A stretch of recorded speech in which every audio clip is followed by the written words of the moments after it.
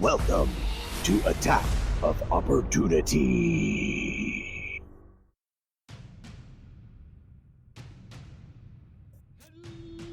Hello, everyone, and welcome to another Mongers actual play podcast production. Tonight, Attack of Opportunity presents EP.Zer0, a conversation. So why not an interview? After that conversation with Aiden Willems, Matt Witt, and myself, GM Jeff Ball, we decided that I could stay in the hot seat, and those repertoire of questions that we have scripted to ask other players, each other, the cast, people that give us music content, and other podcasts in the future that you'll be hearing, Attack of Opportunity. What better place to start with, well, yours truly. So risking giving up the mic and sitting in the hot seat and becoming under scrutiny of our cast member who loves to pick on me the most, Mr. Aiden Willems. Yes, because, oh no, you're giving up the mic. I mean, you're giving up the hot seat, yes, but at the same time, you get to talk a lot more. So is it really that bad for you, Jeff? Well, considering you're the one that has to interrogate me, yes. All right. So what was your inspiration for making the Mongers podcast? Like, did you get it from someone else, or did you just spur of the moment, like a shower idea? It was kind of like an evolutionary process. I mean, like Nerd Poker, the Friday night game with friends over was our poker night, was our weekend entertainment. And then, my wife and I married at 23, and we had kids right away, and we ended up being the house. We had friends over because with little ones, we couldn't go out. And as the years went by, we always had a game going on here or there. Some would come, some would go. About 5 or 6 years ago, my wife got into a job in an electronics store and met our good friend Ashley Florence, who was interested in D&D. And they had another guy there, Adam Stifler, who knew Pathfinder and sung its praises. And we had gotten a little jaded from 4th edition, but this was before 5th edition come out, and wanted to do Forgotten Realms and the 3.5, and just kind of went back in time to do old stuff. And it was just kind of saturated. It'd been done, nothing new and exciting coming out. No going to the bookstore and going, oh, this is out, should we get this? Should we play this? Which had always been the thing in the past 20 odd years. So we eventually, the people coming over kind of died down, and I reached out to some friends. My son had come of age around 15 and was interested in Star Wars. So I reached out to a couple buddies, and we started playing Star Wars once every 2 weeks or once a week in my basement for me to spend time with my son, to introduce him to the genre and spend some time with some friends. And these guys were Matt Witt, who's a cast member, Ryan Messina, who's a cast member, their friend Rob, who came and hung out with us and played a bit, my son, and a coworker of my wife's, and our friend Hamza Karaji. We played for about a year and a half, and then that petered out.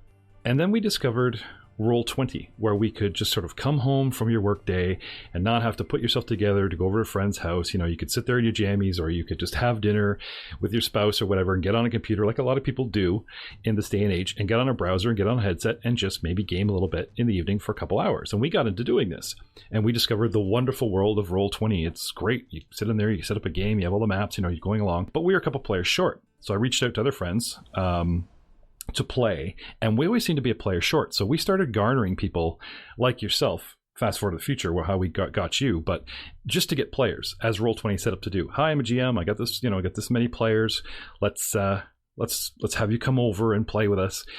We had one player, and she was a sound technician, and while she was actually gaming, she was at her job doing these sort of music cues for a live performance. And we're like, oh, you're at work, you're getting in trouble?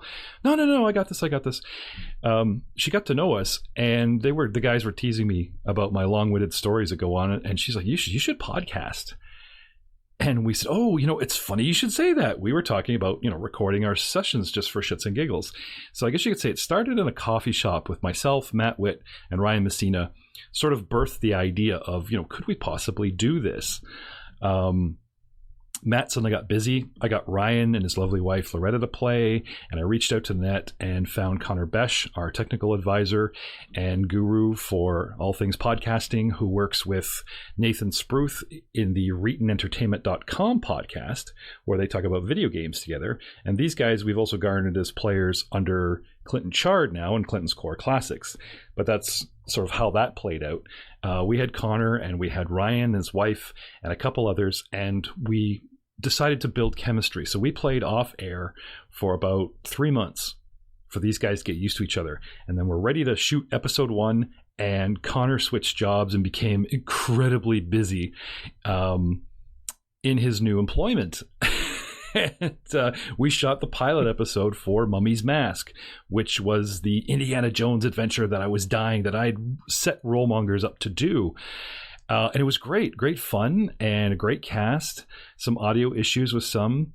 And then Ryan, trying to start his own business on top of being a licensed electrician. His wife unfortunately had to bow out. They became incredibly busy, and having people that are over 30 in your podcast that have regular lives and jobs and stuff, even trying to get people together Friday night is difficult. So I started over with Connor, and the two of us went online, Rollmongers, and this is that past year where we found you and Frank Hamilton at the end of that year, but we spent an entire year online auditioning, starting Mummy's Mask, stopping it, starting it over, different groups, different people, trying to find chemistry, and lots of fun, great players out there, but just not what we're looking for, or always with the audio issue, because everything we do is online. We are not a bunch of people sitting around a microphone in one single room. And a year later, back around Not So Busy Anymore, came Matt and Ryan, and I reached out to them. It's like, okay, let's do Star Wars again. They'll make a great podcast, and we'll wait with Mummy's Mask until Connor's not so busy. And we found you online, auditioning you for a DM, and we found Frank Hamilton, who's now one of our executive producers. And he actually, his real life Dungeon Master Clinton Chard, they share a game with Buddy Saturday Night. Frank was like, oh, you got to meet my guy. So I reeled in Clinton Chard with promises of podcasting glory, and he's an excellent DM. He's a much more dynamic voice than I do, and he does Clinton's Core Classics, and I play on that with you. We've got our guys Connor and Nathan, who are the podcasteers, and then we have our Friday night Star Wars game, you and me, and I'm GMing, and we have all my buddies and a couple extras in there, including Frank. And now we're looking to expand, and Rollmongers, the podcast, just for Mummy's Mask, kind of fell by the wayside, and Rollmongers Actual Play Podcasts, plural, was sort of born into a production company, and now we have several. We shot first the Star Wars Saga Edition Dawn of Defiance campaign from the old Saga rules. We have Alignment Undetermined, a throwback to the old Castle Amber X2 Castle Amberville from the basic set, a romp through a medieval crazy French mansion, real rabbit hole down the Alice Wonderland kind of stuff. We are setting up for a couple more games in the future, which I can't talk about just yet. And we're trying to do this idea of like a talk show where we were going to interview our own cast and behind the scenes look, or talk to the music providers, people that said, hey, you can use my music, and we're like, oh, thanks, and you just put their name at the bottom of your track. But we want to do more. We want to interview them. We want to say, hey, what got you into music, and thank you so much for using your stuff. And all of our followers want to know your origin story, and can we have your followers as well, cross-posting all this idea. So that's sort of it's a long-winded explanation, as I'm known for, but it was sort of an evolution process. One thing just kind of led to the other, and got more and more ideas along the way. Cool. So next question. So whose music do you use? Are there any artists that directly contribute to the show, or do you message people that already have music and you adapt that? Anybody that's copyright free. I'm the editor for Rollmongers at the moment. Now you yourself do help in that process, as does Jay Tamlin and Matt Witt a little bit as well. But the music selection is on myself, and I scour the net for royalty-free, copyright-free music that sounds epic enough to lay in the background as combat music or just suit a mood. And that's a lot of fun actually in itself. Time-consuming, but a lot of fun. But a couple of styles and a couple of names have come up. One gentleman actually lives in my city, and he comes into our store. I'm a greengrocer by trade. Is Jeff Knight, and he has his own YouTube page, and he is a music enthusiast and composer, has his own studio and has his own Facebook page. And we use a lot of his guitar riffs to promote a backdrop ambient sound for your Star Wars character, your emo Jedi, as it were, who's running around with his guitar axe. That's a lot of Jeff Knight's music is laid in the background to sort of promote the feel of your character. And I actually know him in person. From there, we go to Charles Sapp, aka Saint Ronan, also on YouTube, who has a great ballad called Jedi Stray. This fine American gentleman is just a pleasure to work with. He's really tried hard to produce his own music. He's got a couple tracks up, and for talk about somebody who's had sort of a downtrodden life and have it directly affect his music, we have an interview with him, and we're going to interview him again coming up in Attack of Opportunity. Sweet man, really friendly. And again, these people are starting out like us. So they're like, hey, sure, you can use our stuff. Please promote it. And we're like, yes, we will. And, don't forget to mention us. But that sort of love, that back and forth at our low level, our unfamiliarity, our minor non-existent celebrity on the net. We stand as a group, reach out to someone and say, hey, can I use your music? And this is what we're all about. And they're like, oh, your show's very nice. But yeah, as long as you credit us and back and forth. So we're the low budget. We're not paying royalties to any big song that'll grab your mood or grab anything just yet. Couple of names I really respect that actually practically do this, if not do this full time, and offer their music free are Ross Bugden from Canada. Adam Valinsky, I'm sorry if I say your name wrong, sir. Matelia Capoletti, again, I'm sorry, sir, if I'm saying your name wrong. A gentleman goes by White Sand.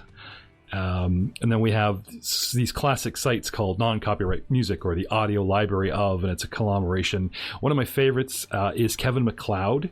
He puts together ensembles. Some are songs, some are ambience and everything, and there's a lot of his tracks that you'll actually find content creators on YouTube using his music constantly. Very talented artists, a lot of them, and we indulge in their free stuff, and I try to give them as much credit as I can. I've even tried to reach out to a bunch of them saying, hey, we'd really like to interview you, but of course at the moment we're small potatoes, so I don't think we're going to garner their interest just yet. And we sing. You have caught myself, Matt, especially, who actually is in a band and lead singer for the Harry Peterson band, who can actually sing, unlike myself, who just likes singing for parody's sake, and Frank, and even you. I don't think I've heard you join in with us, but there'll be movie moments. Yeah, and song I've joined in once or twice. Thank you very much. There's a couple of movie moments in there where we'll sing the appropriate mood song for 6 seconds before we kill a royalty or garner a royalty free from some classic. Well, it's really interesting. I didn't know about all of those other artists that you had pulled in for music. So what's your audio setup like? What kind of mic do you use? What recording software do you use? How about editing as well? Again, on the low budget, no budget. I've invested, well, mostly because of the tower I bought for 700 Canadian.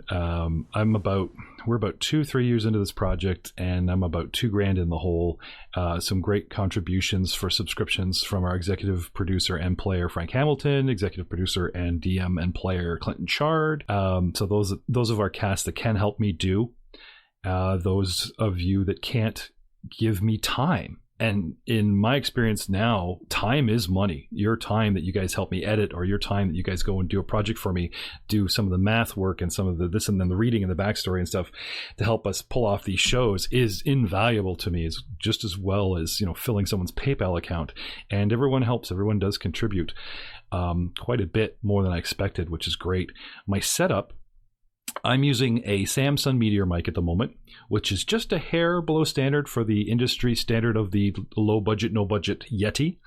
These are USB plug and play mics. These are not condenser mics where you see the guy with the big pop filter and the big fuzzy windscreen and the big armature hanging down like a professional podcaster. I had one of those, but my computer couldn't handle it. And, one fine day when there's upgrading all around, or maybe we'll hit Patreon for equipment upgrades and that kind of thing to help support the projects that we are into. Computer is standard, no high processing. We use Audacity for editing. It's a free software program. I use OBS for recording. It's actually built for streaming, but I use it to either do a screen capture of our Roll20 board so people can see minis and any raw uncut stuff that we put on our YouTube channel for Roll Mongers on YouTube. But the finished product, the SoundCloud based podcasts that we produce that have music and everything, I record using OBS. I use Audacity to rip the sound, lay out a track, find music, add it, put it together, edit, cut, level, the whole bit. And depending on which podcast we're doing, if it's kind of raw and we've got really good flowing chemistry, like Clinton's Core Classics, an hour episode takes me about an hour or so to edit because I'm laying repetitive music that I've non-copyright in the background, some good intro, outro kind of stuff, leveling and noise reduction, and boom, we're done. Star Wars, because of our dynamic cast, because I repeat myself, because some of our cast members either shy on the mic or there's audio issues with their microphones because some have a high end that sound crappy because they have bad internet where they are in the States, or they have low end mics that sound great and overpower and make everything crack. Star Wars is where a lot of my time goes. Not just because it's a labor of love, just because we seem to have more technical issues with that podcast than any of the other ones that we're putting up. And I can spend at least 5 to 10 hours an episode for an hour and a half episode on those through the week in whatever free time I have. Well, looking at the numbers, I say that's because more of the people in Star Wars are Canadian than American. Just think about it, Clinton's Core Classics, the only Canadian in there is you, and we have no problems. Yet Star Wars and Castle Lambert, a lot more Canadian, a lot more audio issues. We're proudly. I'm not saying anything, just the correlation's there. We're proudly a North American, the entire continent podcast. We have, there's myself, Matt Witt, Ryan Messina, my future son-in-law Jay Tamlin are all Canadian. We have yourself, Aiden Willems, Frank Hamilton, Clinton Chard, Connor Besh. Our special guest star who's technically a rolemonger now, he loves playing with us, and our new guy for that podcast is Nathan Spruth from the RetonEntertainment.com podcast, where he talks about video games. You should check him out. And that's 5 for the American side, so 4 and 5. Now, not that we wouldn't have someone from other countries or whatever, it's just these are the people that ended up on Roll20, and then we got in bed with them and everything. But we're finding that even though everyone's spread all over North America, the map, it's not just microphone price and quality. It's a lot to do with the internet connection and what server that we use. We talk on Twitch TV. We use it as a chat client, so I can control each individual volume levels, and that's a free app to use. And depending who hosts the call, it uses a different server around Canada and the States, and that can have a huge effect on latency and audio quality as well. But we're having fun and learning as we go. When you're doing the poor man's podcast, as I call it, you got to really invest time because you don't have the money. You got to learn how to use the Audacity properly. You got to learn how to set these things up from someone. And if a crew member has the technical skills, great. If not, there's a lot of reading and a lot of time. But it's a labor of love. We're having a great time playing. I'm having a great time creating this stuff and editing this stuff. And it has nothing to do with Canada versus America, America versus Canada for audio quality. Well, of course not. Of course not. I would never insinuate something like that. Getting out the rivalry. I guess that brings us around to the question. I'm surprised you're not asking about you and me. I guess we'll save that for your interview about how we found you. You auditioned to be a GM, and we liked you so much as a player. We're like let's not ruin it. Let's just stay a player, and we won't jade you by having you a GM or refuse you as a GM. And you were the new guy, and a little intimidated that half of us you knew were friends and the other half, before we got our hands on Frank and made you feel at home, you kind of felt isolated. And I said, just pretend you know us. Just forget it. These guys are really friendly. Just pretend you know us for years. You could pick on anybody you want. And you started picking on me for no good reason. But no, I think you said, look, pick on me, like I can handle it. Oh, is that what I said? Okay. Well, I do like the sort of I don't remember, Matt. I can barely remember what I had for breakfast yesterday, so I'm not sure. I'm just assuming. How long have you been with us? Now we're getting to be interviewed. It's coming up to a year this January. Oh, yeah. I think January 8th, something like that, right around your 30 years of GMing or something? Well, yeah, that's coming up this January because I started when I was 16. But for the record, Mr. Aiden Willems, ladies and gentlemen, has been a huge help. I'm texting him all week long because as a college student, I know he has more free time. As a university student, I can bug him about some technical issues or ask his opinion on a couple things. Feed him footage to listen to do half my work for me. So, we have a fun working relationship. But when we're on air together, we just can't help it. It's become our niche.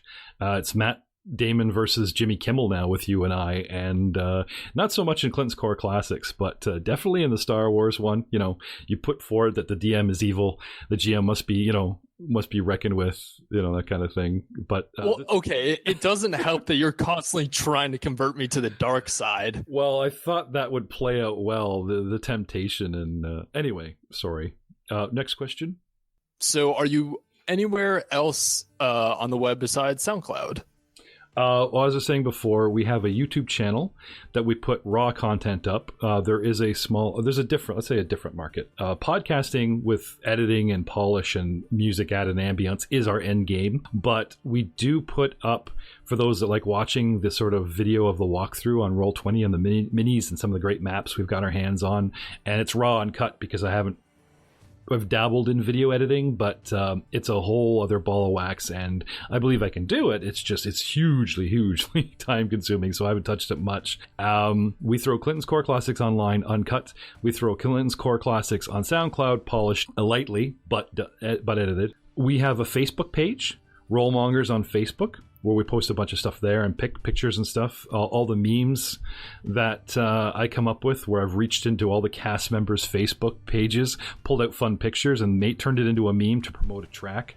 There's a great picture of you in your Star Wars t-shirt taking a selfie, and I've memed it up saying, you know, this is your destiny, maybe hinting at the dark side because you're wearing a Vader shirt. You know, different things like that. Made fun of everybody, and myself. We've recently got a picture up there of myself pulling the Superman chest t-shirt open, and it's our logo that we got printed on a t-shirt, first copy.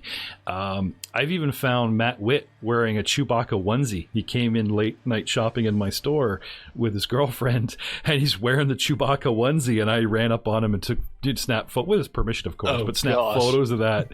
You know, he's living the dream, that guy, I tell you. Love this guy. Well, I think we have time for one more question, and you might not want to answer this. So what can we expect in the future? Any hints on like new games for either Pathfinder or Star Wars, or are we just sticking to what we have at the moment, well, which no promises. We are seriously looking at War for the Crown. We hear it's a Game of Thronesy thing that's coming out in February. We're going to take a serious look at it. Of course, I'm always dying to go back to Mummy's Mask. We're bringing in a new cast member, an old gaming buddy of mine, a good friend of my wife's, Ashley Florence, to add to the cast. You may see a cameo, if not a permanent position, given to my daughter, Alexandria, in Alignment Undetermined, the Castle Amber in the Frank's Free-For-All. She might be doing cameos and playing alongside us there. As well as Attack of Opportunity, this show will launch as sort of a little talk show behind the scenes look for us. We're playing around with the idea of Mythic Murder Hobos, as we're teasingly, possibly in pre-production, talking about it, doing sort of a real Jason and the Argonauts kind of campaign and using the Mythic rules, maybe because of the setting that it's in Galorian off of Katapesh, maybe laying that over a big adventure path. But I don't want to get too much in it. I don't want people hearing this and go, "Oh, that's a great idea," and they didn't do it yet, and get ahead of us. But lots of ideas, tons of ideas, just not enough time to do them. So much in store. Alrighty. That's all I'm at liberty to say. Oh, well, hey, that is fair. Well, thanks for the hot seat and the mic for a little bit to let me interview you. Oh, thank you. Thanks for doing this. Of course. Podcasting is new to us. DMing I've been doing for a long time, but doing the talk show hosting back and forth is quite new. We are breaking new ground. We're not even sure if this is going to work. This could end up on a cutting room floor in obscurity. But we do have clips up on SoundCloud, little pieces and snippets of those interviews that we plan on putting forth in the new year. And we hope that our listeners enjoy them. Sort of behind the scenes look at us, at what we do, and I guess starting with yours truly. This could be episode 0, unless I can find somebody better to interview than you interviewing me. I mean, I think there's everyone is better than you for the interview. Probably. But, if I could find a Johnny Carson in our group to do this other than myself, I would jump at it. Maybe Clinton. He's got a good voice. Yeah. We'll call him up now. Anyway, thanks for having me. Yeah, thanks for coming.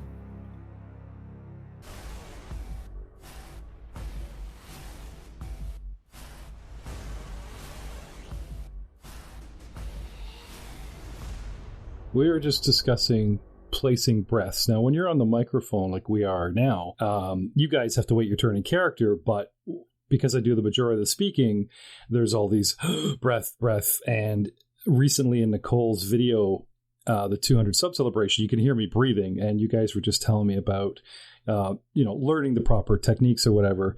Aiden, you said you're a swimmer? Yep. Been swimming since I was probably 3 or 4. Oh, yeah.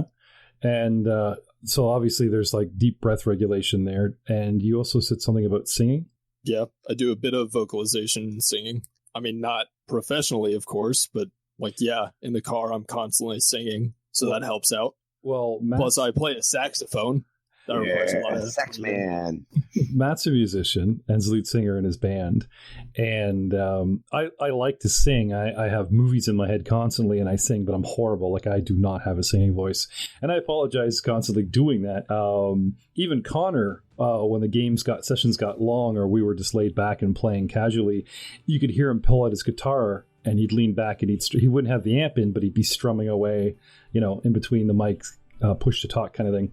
But what about you, Matt? Is Rahal a bit of a music man, a song and dance man, and he's got the suit for it? Oh, he's got his fingers into every industry, but entertainment's a particularly good one because it's very unregulated. On the HoloNet, right? Yeah. The best thing about was that Shock Jock was based on the British book Sci-Fi, which became an old television series, like a mini-series, and then recently got picked up by Hollywood a couple of years back and was made a major motion picture. And the tagline for it is "Don't panic," because this British guy comes wandering out one day for his paper in his housecoat, and his neighbor's there, and they learn the Earth's about to be destroyed, and his neighbor whips out a white towel and starts waving it to hitchhike a ride in space, because the entire series was called The Hitchhiker's Guide to the Galaxy. And this guy in his pajamas gets whisked along on a multitude of crazy adventures, including meeting this two-handed man called... it's Douglas Adams' book. Yeah, Zabod, B-Box. Yeah. The movie was actually a pretty good representation of the book, but... Yeah. And we were joking around, I don't know if this, I can't remember if this hit the editing floor or not, we were joking around where R4, the droid that Jay bought, is whose master really was and everything, and you guys find this old recording of this Shock Jock that I made up on the spot, which is somewhere between a really, really, really bad version of Baybox and like Howard Stern or something, and he's like, hey, like the stereotypical, not a professional like Mr. Stern, who's awesome, but I gotta sell my droid now, right? And the droid's like, what? He shuts him off and he ends up in Sal's shop. But I can sing a little bit if I'm doing a stereotypical voice, like a Monty Python voice or a fake country voice or something. I can belt out some tunes and do like a parody tune, but that is it. My lack of musical training through my voice comes out pretty quick. As far as singing goes, I do love music. I used to play keyboards in a band, and we played a lot of Rush, Genesis, Yes. Supertramp was crazy. Oh, yes is really tough to play on keys. This was the 80s. Picture a 16-year-old Jeff who had learned to play a keyboard on his grandfather's... Wait, 80s? Are you sure it wasn't 60s? No. Oh. No, not that old, little man. Not that old. I was just an infant. I was 16, and I was taken into a band, and our bassist, who had the long hair like Geddy Lee, was a huge Rush fan, and he was playing bass and keyboards, and we had this very talented young... What was his name? Doug Place. Where was the band? We never had a name. Was it Doug Place? No, but I mean, like, where was the band? Like, where was this? Where'd you grow up? This is outside of Bolsover, Ontario, on the Trent Severn Waterway. I grew up on the river. I was born in Richmond Hill in the city, but like 9-10 years old, we moved up to the country, and there's this beautiful river that separates Lake Simcoe, which is north of Lake Ontario. So if anyone Googled Lake Ontario, which is on the border of the States and Canada, they'll see this little lake. It's pretty big, actually, but it looks like a hand finger pointing down with the thumb out, and that's like Simcoe. And if you track to the right, if you track east of that, the Trent Severn Waterway goes along and weaves, and we had this beautiful spot right on the river. So we were always, I know a ton of things, nautical and power boats and all that kind of thing.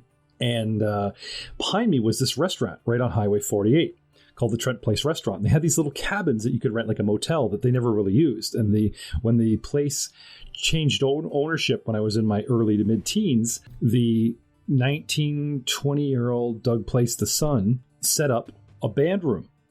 And he had a buddy, Ian, that was in the city, and my brother was hanging around with a new guy that came to school, and both my brother and Jim Kersley played guitar.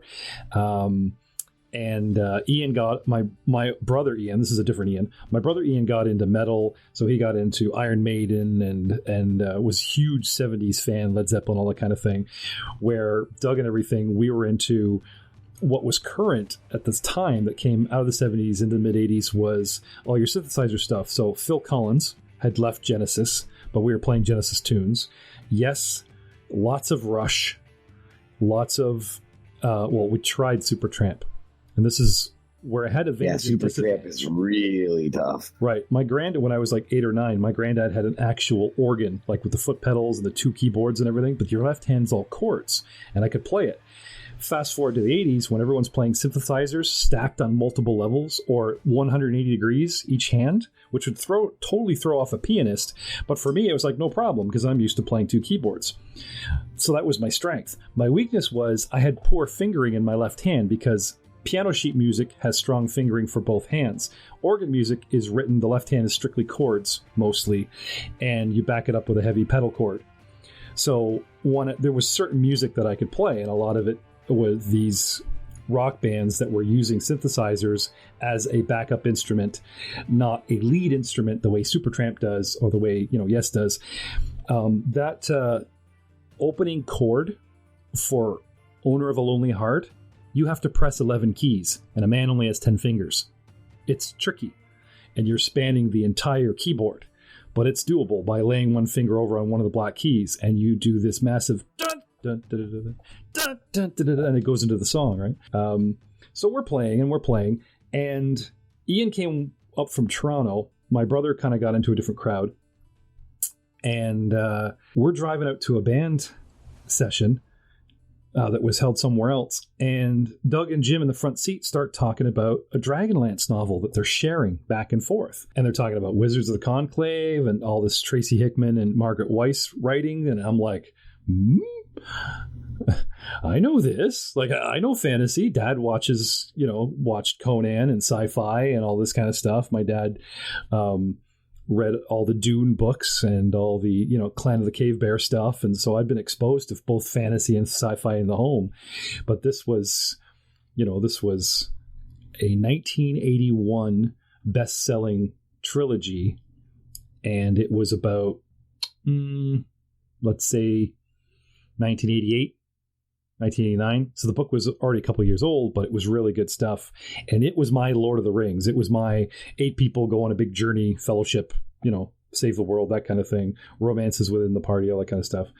See, I was spoiled when it comes to books. My mom read The Hobbit to us when we were like infants. That's when I learned how to read. Yeah, well, reading The Hobbit. They made my older brother read The Hobbit in school, but not us. They cut it out of the Criterion by the time I got through high school and grade school. But when the band couldn't play, Doug is like, there's a game we could play that's based on these books. And we're like, okay. So he pulls out the basic set, Gary Gygax, the basic D&D, where there was, each character class was its own race as well. There was the human rogue, which was called the thief. The human fighter was the warrior. And, you only had so many classes. And we started playing D&D, and I just went nuts. I was the worst player ever. He'd go to the bathroom, I'd be peeking over the screens, looking at the maps. I was just completely engrossed in the concept of a story narrative role-playing board game where half of it was maps and grids and stuff in front of you could see. The other half was your open imagination and acting, because I got into drama in high school, as well as the one guy wasn't playing, he was the storyteller. And I got so engrossed and so annoying to play with that Doug pulled me aside and he said, I think you'd actually be good at this. I wouldn't mind playing. So I started DMing at the age of 16 and I've been doing it for almost 30 years now. This January coming up will be my 30-year anniversary as a dungeon master, or a game master, if you will. And we're probably going to have some special event for Rollmongers, crowned only by Clinton, who's actually a little bit older than me. But, yeah, that's accidentally how my story came out. Thanks for the interview, guys. Is that Jay the call? Yeah, I was just thinking that. I was like, I really hope he's recording this because we can just use this for his interview part.